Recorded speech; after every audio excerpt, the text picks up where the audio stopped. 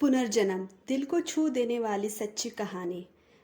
एक गांव था, उसका नाम था पीपरिया, जहां घने पेड़ों और शांत तालाबों के बीच बसा एक छोटा सा मंदिर था।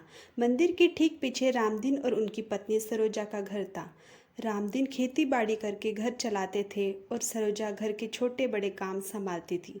दोनों की शादी को 25 साल हो चुके थे, लेकिन उनके जीवन में सबसे बड़ी कमी थी संतान की। शुरुआती वर्षों में उन्होंने उम्मीद नहीं छोड़ी।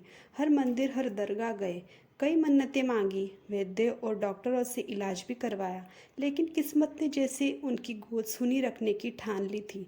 सरोजा की आंखें हर बच्चे को देखकर भर आती और रामदीन खुद को उनकी तकलीफ का दोषी मानते थे। एक रात सरोजा ने एक अनोखा सपना देखा। सफ़ेद कपड़ों में एक छोटी सी बच्ची, लगभग 5 साल की, उनके सामने खड़ी मुस्कुरा रही थी। उसकी आंखों में गहरी ममता और अपनापन था। उसने सरोजा से कहा, माँ, मैं जल्द ही तुम्हारे पास आऊँगी। सपना इतना सच था कि सरोजा नींद से जाग गई। उनका दिल जोर जोर से धड़क रहा था। उन्होंने रामदीन को यह सपना बताया, लेकिन रामदीन को वो सब सपना लगा और वो वहम होगा ऐसा समझकर उसने वो छोड़ दिया। गांव के तालाब के पास बच्चे रोज खेलते थे। एक दिन अचानक एक चीख सुनाई दी। गांव की 5 साल की बच्ची गौरी तालाब में गिर गई थी। लोग उसे बचाने के लिए दौड़े, लेकिन पानी गहरा था। जब तक उसे बाहर निकाला गया, गौरी की सांसें बंद हो चुकी थी। गांव में मातम छा गया। गौरी के माता पिता का रो रो कर बुरा हाल था। सरोजा भी वहां गई। जैसे ही उन्होंने गौरी को देह देखा, उनके दिल में अजीब सा तूफान उठा। ये वही बच्ची थी जो उनके सपनों में आती थी। उस रात सरोजा ने फिर सपना देखा। इस बार बच्ची ने उनसे कहा, माँ, अब मैं तुम्हारे पास आ चुकी हूँ। सरोजा ने इसे एक संयोग मानने की कोशिश की, लेकिन उनके मन में यह बात बैठ गई कि कुछ चमत्कार हो रहा है। कुछ महीनों बाद एक और अजीब घटना हुई। सरोजा की तबीयत अचानक बिगड़ गई। गांव के वैद्य ने जांच के बताया कि वो गर्भवती है। रामदीन और सरोजा ये सुनकर चौंक गए। 25 साल बाद ऐसा होना चमत्कार ही था। सरोजा ने 9 महीने बाद एक प्यारी सी बेटी को जन्म दिया। उन्होंने उसका नाम आदिति रखा। आदिति के आने से घर में खुशियों की बौछार हो गई।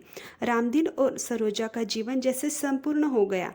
लेकिन आदिति में कुछ अलग बात थी। जब वो बोलने लायक हुई तो उसने ऐसी बातें कहने शुरू की जो किसी 5 साल के बच्चे से उम्मीद नहीं की जा सकती थी।